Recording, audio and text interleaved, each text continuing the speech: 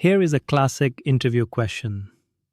How many unique paths can this ant take to get from start to end, moving only right or up?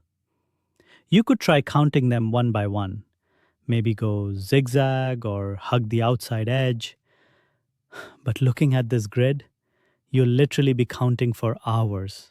It's impossible. The aha moment. Unless we change the perspective. Let's take this random path and flatten it out. Look at that. Notice something? No matter which path you draw, the ant is forced to take exactly 9 steps right and 7 steps up. That is 16 steps total.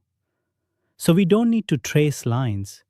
We just need to find how many ways we can shuffle these letters. We take the total factorial divided by the repeats. So the answer is mathematically perfect. 11,440 unique paths. Case closed, right? But wait, engineering isn't always perfect. What if this happens?